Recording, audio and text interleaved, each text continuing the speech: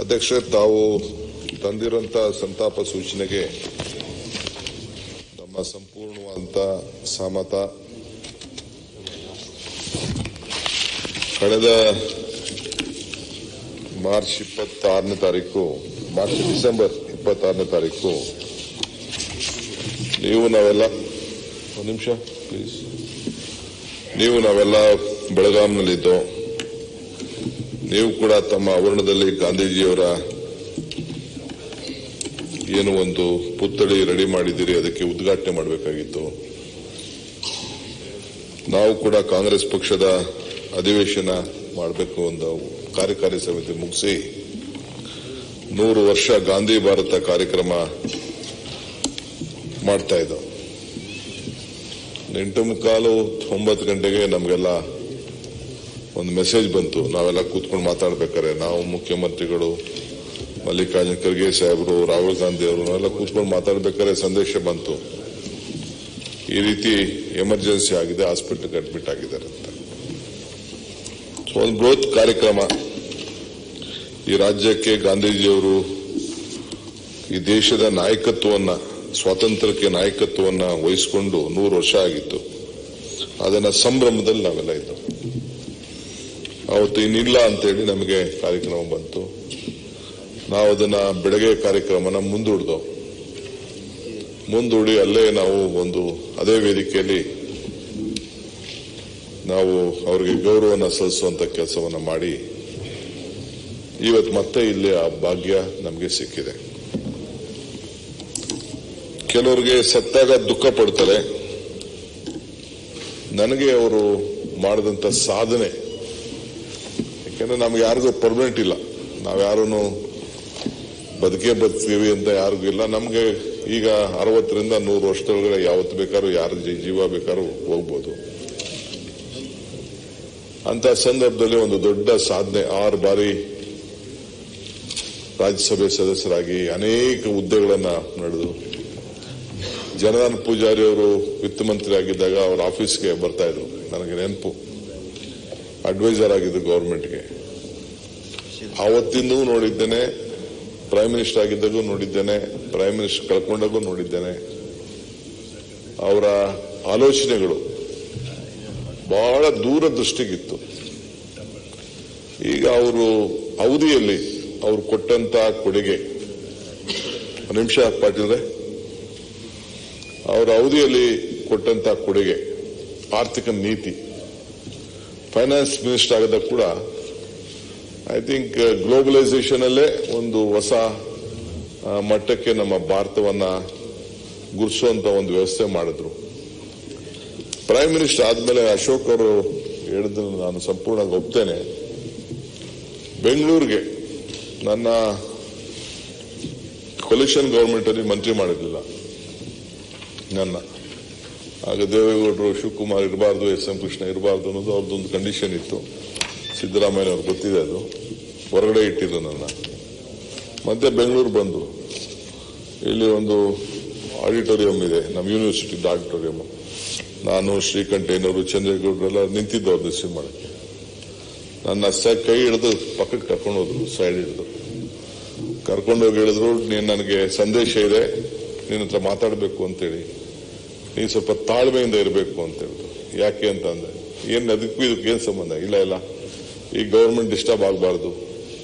ಇಡೀ ದೇಶ ಅಶೋಕ್ ಅವರು ಹೇಳ್ದಂಗೆ ಬೆಂಗಳೂರು ಮುಖಾಂತರ ಭಾರತವನ್ನ ನಾವು ಪ್ರತಿನಿಧಿಸ್ತಾ ಇದ್ದೀವಿ.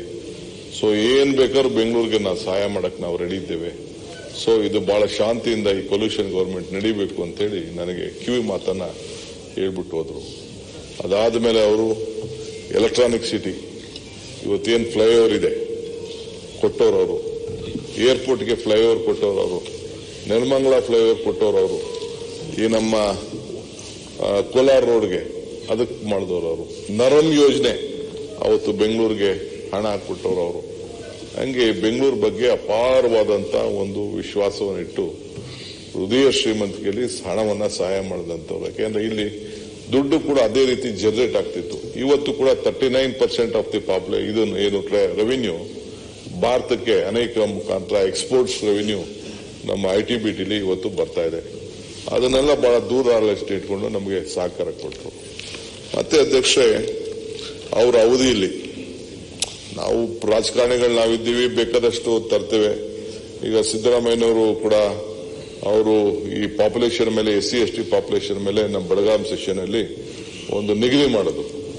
ಹಂಗೆ ಇವತ್ತು ಆಹಾರ ಬದ್ಧತೆ ಕಾಯ್ದೆ, ಹಸುವಿಗೆ ಯಾರು ಹಸ್ಕೊಂಡು ಇರಬಾರ್ದು ಅಂತೇಳಿ ಒಂದು ಕಾಯ್ದೆ ಮುಖಾಂತರ ಇವತ್ತು ನಮಗೆ ಕೊಟ್ಟಂತ ಶಕ್ತಿ, ಜೊತೆಗೆ ನರೇಗಾ, ಈಗ ನಾವೆಲ್ಲ ಅದಕ್ಕೆ ಬೇಕಾದಷ್ಟು ಪ್ರೊಸೀಡಿಂಗ್ಸ್ ಎಲ್ಲ ಭಾಗಿಯಾಗಿದ್ದೀವಿ, ಅದೆಲ್ಲ ಬೇರೆ ವಿಚಾರ. ಒಂದೊಂದು ಪಂಚಾಯತಿಗೆ 3-4 ಕೋಟಿ 5 ಕೋಟಿ ರೂಪಾಯಿವರೆಗೂ ಖರ್ಚು ಮಾಡ್ಕೊಳ್ಳೋಷ್ಟು ಎಲ್ಲರೂ ಪಂಚಾಯತಿ ಮೆಂಬರ್ಸು ಜನ ಸರಿಯಾದ ರೀತಿಯಲ್ಲಿ ಉಪಯೋಗಿಸ್ಕೊಂಡ್ರೆ ಮಿನಿಮಮ್ 2-5 ಕೋಟಿವರೆಗೂ ಕೂಡ ಅವರು ಉಪಯೋಗಿಸ್ಕೊಳ್ಬಾರ್ದು. ನಾವೆಲ್ಲ ಹಿಂದೆ ಮೆಂಬರ್ ಆಗಿದ್ದಾಗ ನಾವು ನೋಡಿದ್ದೇವೆ, ಒಂದು ಪಂಚಾಯತಿಗೆ 1 ಲಕ್ಷ ಕೂಡ ನಮಗೆ ಸಿಗ್ತಿರ್ಲಿಲ್ಲ. ಜೇಜ್ಪೇಟೆ ಕಾಲಕ್ಕೆ 5 ಲಕ್ಷಕ್ಕೆ ಬಂದು ನಿಂತ್ಕೊಳ್ತು. ಅಂತ ಸಂದರ್ಭ ಎಲ್ಲ ನಾವೆಲ್ಲ ಇದೇ ಮನೆ ಸದಸ್ಯರಾಗಿದ್ದಾಗ ನಮಗೆಲ್ಲ ಅನುಭವ ಇದೆ. ಇವತ್ತು 5 ಕೋಟಿವರೆಗೂ ನರೇಗಾಲಿ, ಜೊತೆಗೆ ವೈಯಕ್ತಿಕವಾಗಿ ಅವನ ಜಮೀನನ್ನ ತಾನೇ ಜಮೀನನ್ನ ಕೂಲಿ ಮಾಡಿಕೊಡೋದಕ್ಕೆ ಅವನಿಗೆ ಹಣವನ್ನು ತೆಗೆದುಕೊಳ್ಳಕ್ಕಂತ ಒಂದು ದೊಡ್ಡ ಶಕ್ತಿ ನರೇಗಾದಲ್ಲಿ ಇದೆ. ಅಂತದೆಲ್ಲ ವ್ಯವಸ್ಥೆಯನ್ನ ಮಾಡಿದ್ರು. ಸೊ ಅದಲ್ಲದೆ ಫಾರೆಸ್ಟ್ ರೈಟ್ ಆಕ್ಟ್ ಇವತ್ತು ನಾನು ಮುಖ್ಯಮಂತ್ರಿಗಳ ಹತ್ರ ನಾನು ಪ್ರಸ್ತಾವನೆ ಮಾಡಿದ್ದೇನೆ. ನಾವು ಟ್ರೈಬಲ್ ಮಾತ್ರ ಅವಕಾಶ ಇದೆ 30 ವರ್ಷದವರೆಗೂ. ಯಾರು ಫಾರೆಸ್ಟ್ ಒಳಗೆ, ಫಾರೆಸ್ಟ್ ಅಂದ ತಕ್ಷಣ ಈ ಫಾರೆಸ್ಟ್ ಅಧಿಕಾರಿಗಳಿಗೆ ಅವ್ರದೇ ಆದಂತ ಯಾವುದೋ ಒಂದು ಗುಂಪಿನಲ್ಲಿದ್ದಾರೆ. ಇರ್ಲಿ, ರೈತರು ಅವತ್ತಿನ ಕಾಲದಲ್ಲಿ 100 ವರ್ಷದಿಂದ ಮಾಡ್ಕೊಂಡು ಬಂದಿದ್ದಾರೆ, ಅವ್ರು ಮಾಡಬೇಕು. ಅದಕ್ಕೆ ಟ್ರೈಬಲ್ ಸೆಕ್ಷನ್ ಅಲ್ಲಿ ಜಾಸ್ತಿ ಇದೆ ಅಂತೇಳಿ ತಂದು ಬೇರೆಯವರಿಗೆ 75 ಇಯರ್ಸ್ ಅಂತ 3 ಜನರೇಷನ್ ಅಂತ ಮಾಡಿದ್ದಾರೆ. ಅದನ್ನೊಂದು ರೆಸಲ್ಯೂಷನ್ ಮಾಡಿ ಅಂತ ನಮ್ಮ ಚೀಫ್ ಮಿನಿಸ್ಟರ್ಗೆ, ನಮ್ಮ ಫಾರೆಸ್ಟ್ ಮಿನಿಸ್ಟರ್ಗೆ ಒಂದು ಸಜೆಷನ್ ಕೊಟ್ಟಿದ್ದೇವೆ. ಸೊ ಹಂಗೆ ಫಾರೆಸ್ಟ್ ಇದನ್ನ ಕೆಲವರಿಗೆಲ್ಲ ನಮ್ಮ ಕಡೆ ಅಂತೂ ನಾವು ಇಂಪ್ಲಿಮೆಂಟ್ ಮಾಡಿದ್ವಿ, ಕೆಲವು ಕಡೆ ಇನ್ನ ಇಂಪ್ಲಿಮೆಂಟ್ ಆಗ್ಬೇಕು. ಅದು ಆ ಕಾಯ್ದೆನ ತೆಗೆದುಕೊಂಡು ಬಂದಿದ್ದು. Right to education, right to transparency, education ಕಡ್ಡಾಯ ವಿಚಾರದಲ್ಲಿ, ಮತ್ತು ಟ್ರಾನ್ಸ್ಪರೆನ್ಸಿ ವಿಚಾರದಲ್ಲಿ, ರೈಟ್ ಟು ಇನ್ಫಾರ್ಮೇಶನ್ ಈ ವಿಚಾರದಲ್ಲಿ ಇಂಥ ಅನೇಕ ತಂದದ್ದನ್ನ ನಾವು ಯಾರು ಕೂಡ ಮರಲಿಕ್ಕೆ ಸಾಧ್ಯ ಇಲ್ಲ. ಮತ್ತೊಂದು, ಈ ದೇಶದ ಪ್ರತಿಯೊಬ್ಬ ರೈತ ಯಾವನೇ ಅಲ್ಲಿ ಭೂಮಿ ಕಳ್ಕೊಂಡಂತವನಿಗೆ ಒಂದು ಬದ್ಧತೆ ಇವತ್ತು ಸರ್ಕಾರಗಳಿಗೆ ಎಫೆಕ್ಟ್ ಆಗ್ತಾ ಇದೆ. ನಾನು ಇಲ್ಲ ಅಂತ ನಾನು ಹೇಳುದಿಲ್ಲ. ಯಾವುದೇ ಜಮೀನು ಅಕ್ವಿಷನ್ ಮಾಡ್ಬೇಕಾದ್ರೆ ಸಿಟಿಲಿ 2%, 15 ಕಿಲೋಮೀಟರ್ ಅಷ್ಟೊತ್ತಿಗೆ 3%, ಆಮೇಲೆ ರೂರಲ್ ಪಾರ್ಟ್ಸ್ ಅಲ್ಲಿ 4%.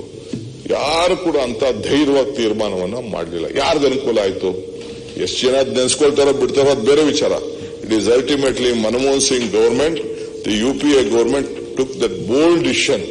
ಸೊ ಹಂಗೆ ಮಾಡಿದ್ದನ್ನ ನಾವು ಬೇಕಾದಷ್ಟು ಅನುಕೂಲ ಆಗ್ತಾ ಇದೆ, ಕೆಲವರಿಗೆಲ್ಲ ಅನುಕೂಲ ಆಗ್ತಾ ಇದೆ. ನಾನೊಬ್ಬ ಗವರ್ಮೆಂಟ್ ಅಲ್ಲಿ ಇದ್ಕೊಂಡು ನನಗೆ ಕೆಲವು ಟೈಮ್ ಅನ್ಸೋದು, ಏನಪ್ಪ ಇಷ್ಟೊಂದು ದುಡ್ಡು ಕೊಡ್ಬೇಕಾ ಮಾಡಬೇಕಾ ಅಂತೇಳಿ. ಈ ಗವರ್ನರ್ ಸ್ಪೀಚ್ ಅಲ್ಲಿ ಇರಿಸೋ 27,000 ಕೋಟಿ ರೂಪಾಯಿ, 20,000 ಕೋಟಿ ಕೊಡಬೇಕು ಲ್ಯಾಂಡ್ಗೆ. ಅವತ್ತಿನ ಕಾಲದಾಗ ಮಾಡಿತ್ತು ಅಂತಂದ್ರೆ 4,500 ಕೋಟಿ ರೂಪಾಯಿ ಮುಗಿದೋಗ್ಬಿಟ್ಟಿತ್ತು. ಅವತ್ತು ಯಾವತ್ತು ನೋಟಿಫಿಕೇಶನ್ ಮಾಡ್ದು. ಇವತ್ತು 20,000 ಕೋಟಿ ರೂಪಾಯಿ ಲ್ಯಾಂಡ್ ಅಕ್ವಿಷನ್ಗೆ ಕೊಡಬೇಕಾದಂತ ಒಂದು ಪರಿಸ್ಥಿತಿ ಇದೆ. ಸೊ ಹಂಗೆ ರೈತನಿಗೆ ಅನುಕೂಲ ಆಗಲಿ, ಜಮೀನು ಕಳ್ಕೊಂಡವ್ರು ಎಂದವರು ಕೂಡ ಆಸೆ ಇದಿರ್ತದೆ ನಾನು. ಬಟ್ ಆ ತೀರ್ಮಾನವನ್ನ ಕಾನೂನುಬದ್ಧವಾಗಿ, ಸಂವಿಧಾನ ಬದ್ಧವಾಗಿ ತೆಗೆದುಕೊಂಡಂತ ನಿರ್ಣಯ ಯಾರು ಕೂಡ ಈ ದೇಶದಲ್ಲಿ ಅಲಗಲಿಕ್ಕೆ ಸಾಧ್ಯ ಇಲ್ಲ. ಸೊ ಹಂಗೆ ಯಾವುದೇ ಒಂದು ಕಾರ್ಯಕ್ರಮವನ್ನ UPA ಅವಧಿಯಲ್ಲಿ, ಮನಮೋಹನ್ ಸಿಂಗ್ ಅವಧಿಯಲ್ಲಿ ಮಾಡಿದ್ರೆ ಅದು ಜನರ ಕಲ್ಯಾಣಕ್ಕೋಸ್ಕರ, ಬದುಕಿಗೆ. ಆಮೇಲೆ ನಾವೆಲ್ಲ ಸಾಲ ಮನ್ನಾ ಮಾಡ್ತೀವಿ, ಬರೀ ಕೋಪರೇಟಿವ್ ವಿಚಾರದಲ್ಲಿ ನಾವು ಮಾತಾಡ್ತೀವಿ. ಆವತ್ತಿನ ಕಾಲದಲ್ಲಿ 70,000 ಕೋಟಿ ರೂಪಾಯಿ ಇನ್ಕ್ಲೂಡಿಂಗ್ ನ್ಯಾಷನಲೈಸೇಷನ್ ಬ್ಯಾಂಕ್ನಲ್ಲಿ ಅವತ್ತು ರೈತರಿಗೆ ಮನ್ನಾ ಮಾಡಿದಂಥದ್ದು ಕೂಡ ನಾವ್ಯಾರು ಕೂಡ ಮರಲಿಕ್ಕೆ ಸಾಧ್ಯ ಇಲ್ಲ. ಸೊ ಹಂಗೆ ಅವರು ಒಂದು ದೊಡ್ಡ ತೀರ್ಮಾನ ಮಾಡಿದ್ರು. ಇದಲ್ಲದೆ ನಮ್ಮ ಸಿದ್ದರಾಮಯ್ಯ ನೇತೃತ್ವದ ಸರ್ಕಾರ ನಾವು ಇನ್ನೊಂದು ಆಲೋಚನೆಯನ್ನು ನಾವು ಮಾಡಿದ್ದೇವೆ. ಈಗ CSR ಹಣ ನಮ್ಮ ರಾಜ್ಯಕ್ಕೆ ಒಂದು ರಾಜ್ಯಕ್ಕೆ 8,100 ಕೋಟಿ ರೂಪಾಯಿ CSR ಹಣ ಸಂಗ್ರಹ ಆಗ್ತಾ ಇದೆ. ಆವತ್ತು ನಮ್ಮ ಪ್ರಣಬ್ ಮುಖರ್ಜಿ ಅವರು ಫೈನಾನ್ಸ್ ಮಿನಿಸ್ಟರ್, ಇವರು ಪ್ರೈಮ್ ಮಿನಿಸ್ಟರ್. ದೊಡ್ಡ ದೊಡ್ಡ ವ್ಯಕ್ತಿಗಳು ಮಾಡೋದಕ್ಕೆ ಕೋಪರೇಟಿವ್ ಸೋಷಿಯಲ್ ರೆಸ್ಪಾನ್ಸಿಬಿಲಿಟಿ ಅಂತ ಹೇಳಿ ತಂದು 2% ನೀವು ಹಣ ಕೊಡಬೇಕು ಅಂತ ತೀರ್ಮಾನ. ಇದು ಕೆಲವರೆಲ್ಲ ಅನುಕೂಲ ಆಗ್ತಾ ಇದೆ, ಕೆಲವರು ಅನುಕೂಲ ಆಗ್ತಾ ಇಲ್ಲ. ಈಗ ನಾವು ಕೂತ್ಕೊಂಡು ಒಂದು ತೀರ್ಮಾನ ಮಾಡಿದ್ದೀವಿ, ನನ್ನ ಅಧ್ಯಕ್ಷತೆಯಲ್ಲಿ ಒಂದು ಕಮಿಟಿ ಮಾಡಿದ್ದಾರೆ. ಈ ಫಸ್ಟ್ ನಾವು ಆ CSR ಹಣನ ಬೇರೆ ಕಡೆ ಮಿಸ್ಯೂಸ್ ಆಗಬಾರ್ದು ಅನ್ನೋ ದೃಷ್ಟಿಯಿಂದ ಪ್ರತಿ ಗ್ರಾಮೀಣ ಸ್ಕೂಲ್ಗೆ ಕಂಪಲ್ಸರಿ ಪಂಚಾಯತಿ ಮಟ್ಟದಲ್ಲಿ, ನಾಟ್ ಇನ್ ಟೌನ್. ಇಲ್ಲ ಕನಕಪುರ ಟೌನ್ ಅಲ್ಲ, ಬೆಂಗಳೂರು ಸಿಟಿಲಲ್ಲ, ರಾಮನಗರದಲ್ಲ, ಇಲ್ಲೊಂದು ಯಾವುದೋ ಒಂದು ಟೌನ್ ಅಲ್ಲ, ಬರೀ ಗ್ರಾಮೀಣ ಪ್ರದೇಶಕ್ಕೆ ಒಂದು CSR ನಮ್ಮ KPS ಮಾದರಿ ಯಾವ ರೀತಿ ಇದೆ ಅದೇ ರೀತಿ ಒಂದು ಮಾಡಲ್ ಮಾಡಬೇಕು ಅಂತ ಹೇಳಿ ಒಂದು ತೀರ್ಮಾನ ಮಾಡಿ ಈಗಾಗಲೇ ಪ್ರಾರಂಭ ಮಾಡಿದ್ದೇವೆ. ಸುಮಾರು ನಮ್ಮ ಜಿಲ್ಲೆಯಲ್ಲಿ 2,000 ಎಲ್ಲಾ ಕ್ಷೇತ್ರಕ್ಕೂ, ನಾನು ಇಟ್ ಮೇ ಬಿ ನಮ್ಮ ಇವರು ಇಲ್ಲೆಲ್ಲೋ ನಮ್ಮ ಪ್ರೈಮರಿ ಎಜುಕೇಶನ್ ಮಿನಿಸ್ಟರ್ ಇದ್ದಾರೆ, ಈ ಫಸ್ಟ್ ಫೇಸ್ ಅಲ್ಲಿ 500 ಸ್ಕೂಲ್ ತೆಗೆದುಕೊಳ್ಳಬೇಕು ಅಂತ ಹೇಳಿ ನಾವು ಆಗ ಕರೆದು ಮೀಟಿಂಗ್ಸ್ ಶುರು ಮಾಡಿದ್ದೇನೆ. ನಾನು ನಮ್ಮ MLAsಗೂ ಕೂಡ ಅಕ್ರಾಸ್ ದಿ ಪಾರ್ಟಿ ಲೈನ್, ಇದರಲ್ಲೇನು ಪಾರ್ಟಿ ಪಕ್ಷ ಇಲ್ಲ, ಒಂದೊಂದು ಕ್ಷೇತ್ರಕ್ಕೆ ಒಂದೊಂದು ಮಿನಿಮಮ್ 5, 6, 7, 8 ಸ್ಕೂಲ್ಗಳು ಬರಲಿಕ್ಕೆ ಒಂದು ಅವಕಾಶ ಇದೆ. ಮಿನಿಮಮ್ 10 ಕೋಟಿ ರೂಪಾಯಿ, 7ರಿಂದ 10 ಕೋಟಿ ರೂಪಾಯಿ ಅಲ್ಲಿ ಇನ್ವೆಸ್ಟ್ಮೆಂಟ್ ಮಾಡಿ ಒಂದು, ಯಾಕೆಂದ್ರೆ ಜನನ ಹೊರಗಡೆಯಿಂದ ಬರೋದನ್ನ, ಬೆಂಗಳೂರು ಬರೋಂಥದ್ನ, ಟೌನ್ ಬರೋದನ್ನ ನಾವು ತಪ್ಪಿಸಬೇಕು. ಇಲ್ಲ ಎಂಪ್ಲಾಯ್ಮೆಂಟ್ಗೋಸ್ಕರ ಬರ್ತಾರೆ, ಇಲ್ಲ ಅಂದ್ರೆ ಎಜುಕೇಶನ್ಗೋಸ್ಕರ ಅರ್ಬನ್ಗೆ, ಟೌನ್ಗಳಿಗೆ, district headquarters, state headquarters ಬರ್ತಾರೆ. ಅದನ್ನ ತಪ್ಪಿಸಬೇಕು. ಹಿಂದೆ ನಾನು UD ಮಿನಿಸ್ಟರ್ ಆಗಿದ್ದಾಗ 70 ಲಕ್ಷ ಇತ್ತು ಜನಸಂಖ್ಯೆ ಈ ಬೆಂಗಳೂರು, ಇವತ್ತು 1,40,00,000 ಆಗಿದೆ. So there are lot of issues. So ಹಂಗೆ ಇವತ್ತು ಆ CSR ಹಣದಿಂದ ಸರ್ಕಾರದ ಪ್ರಯಾರಿಟಿ ಗ್ರಾಮೀಣ ಪ್ರದೇಶದ ಅಲ್ಲಿ ಪಂಚಾಯತ್ ಮಟ್ಟದಲ್ಲಿ, ಪಂಚಾಯತ್ ಕೇಂದ್ರಗಳಲ್ಲಿ 1-2 ಎಕರೆ 3 ಇರೋ ಸ್ಕೂಲ್ನ ರಿನೋವೇಷನ್ ಮಾಡೋಂಥದ್ದು, ಇಲ್ಲಾಂದ್ರೆ ಹೊಸ ಮಾಡೆಲ್ ಸ್ಕೂಲ್ ಮಾಡೋಂಥದ್ದು, ಅದನ್ನ ಈ CSR ಅಲ್ಲಿ. ಇದಕ್ಕೆ ಪೂರಕವಾಗಿ ಇದು ಮನಮೋಹನ್ ಸಿಂಗ್ ರವರು ಕಾರಣ. ಸೊ ಯಾರ ಹೆಸರು ನಾನು ಸಲಹೆ ಮಾಡಿದ್ದೇನೆ, ನಮ್ಮ ಯೂನಿವರ್ಸಿಟಿ ಎಜುಕೇಶನ್ ಮಿನಿಸ್ಟರ್ ಹೇಳಿದ್ದೇನೆ, ಅವ್ರ ಹೆಸರಲ್ಲಿ ಒಂದು ದೊಡ್ಡ ಏನಾದ್ರು ಒಂದು ಮಾಡಬೇಕು, ಶಾಶ್ವತವಾಗಿರಬೇಕು ಅಂತೇಳಿ ನಮ್ಮ ಹೈಯರ್ ಎಜುಕೇಶನ್ ಮಿನಿಸ್ಟರ್ ಹೇಳಿದ್ದೇನೆ. ನೋಡೋಣ ಮುಂದಕ್ಕೆ ಯಾವ ರೀತಿ ಈ ಹೆಸರು ನೀಡಬೇಕು. ಹಿಂಗೆ ಅಪಾರವಾದಂತ ಒಂದು ಕೊಡುಗೆಯನ್ನ ಈ ದೇಶಕ್ಕೆ ಮನಮೋಹನ್ ಸಿಂಗ್ ಅವರು ಕೊಟ್ಟು ಹೋಗಿದ್ದಾರೆ. ಇದನ್ನು ನಾವೆಲ್ಲ ಕೂಡ ನಾವು ಸ್ಮರಿಸಿಕೊಳ್ಬೇಕು. ಜೊತೆಗೆ ಶ್ರೀನಿವಾಸ್ ಅವರು ಕೂಡ ಇವತ್ತು ಅವರು ಕೂಡ ನಮಗೆ ಬಹಳ ಆತ್ಮೀಯರಾಗಿದ್ರು, ನಮ್ಮ ಸಂಸತ್ ಸದಸ್ಯರಾಗಿದ್ರು. ನನ್ನ ಜೊತೆ 4 ಬಾರಿ ಅವರು ಕೂಡ ಶಾಸಕರಾಗಿ ಒಟ್ಟಿಗೆ ನಾವೆಲ್ಲ ಸೇರಿ ಅನೇಕ ಸಮಿತಿಗಳೆಲ್ಲ ಕೆಲಸ ಮಾಡಿಕೊಂಡು ನಾವು ಬಂದಿದ್ದೇವೆ. ಜೊತೆಗೆ ಅವ್ರ ಜೊತೆಯಲ್ಲಿ ನಮ್ಮ ಲೋಕಸಭಾ ಸದಸ್ಯರು ಕೂಡ ಅವರಾಗಿದ್ದರು.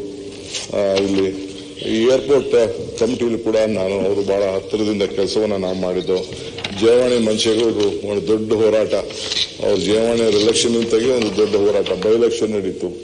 ಸೊ ಅಲ್ಲೂ ಕೂಡ ಇದು ಶ್ಯಾಮ್ ಬೆನ್ಗಲ್ ಅವರು, ಡಿಸೋಜಾ ಅವರು ಮತ್ತು ಸಕ್ರಿ ಬೊಮ್ಮೇಗೌಡರು ಸಾಹಿತ್ಯ ಲೋಕಕ್ಕೆ ಅವರು ಒಂದು ದೊಡ್ಡ ಕೊಡುಗೆಯನ್ನು ಕೊಟ್ಟು, ಅದು ಕನ್ನಡ ಜನಪದಕ್ಕೆ ಒಂದು ದೊಡ್ಡ ಕಂಪನವನ್ನು ಕೊಟ್ಟಂತ ಒಬ್ಬ ವಿಶೇಷವಾದಂತ ವ್ಯಕ್ತಿ. ಜನಪದ ಕೋಗಿಲೆ ಅಂತೇಳಿ ನಾನು ಕೂಡ ಅವರ ಅನೇಕ ವಿಚಾರಗಳನ್ನ, ಅವರ ಜನಪದಗಳನ್ನ ಕೇಳಿದ್ದೇನೆ. ಇವರೆಲ್ಲರ ಆತ್ಮಕ್ಕೆ ಶಾಂತಿ ಸಿಗಲಿ ಅಂತೇಳಿ ಪ್ರಾರ್ಥಿಸಿ, ತಾವು ಕೂಡ ಏನು ಈ ಮನಮೋಹನ್ ಸಿಂಗ್ ಅವರ ವಿಚಾರದಲ್ಲಿ ನಮ್ಮ ಈ ಸಂಸತ್ ವ್ಯವಸ್ಥೆಯಲ್ಲಿ ಏನ್ ಮಾಡ್ಲಿಕ್ಕೆ ಸಾಧ್ಯ ಅನ್ನೋದನ್ನು ಕೂಡ ತಾವು ಆಲೋಚನೆಯನ್ನು ಮಾಡಬೇಕು. ತಮ್ಮ ಜೊತೆ ಸಹಮತ ಇದೆ ಅಂತ ಹೇಳಿ ನನ್ನ ಮಾತು ಮುಗಿಸ್ತೇನೆ. ಜಿಟಿ ದೇವೇಗೌಡ.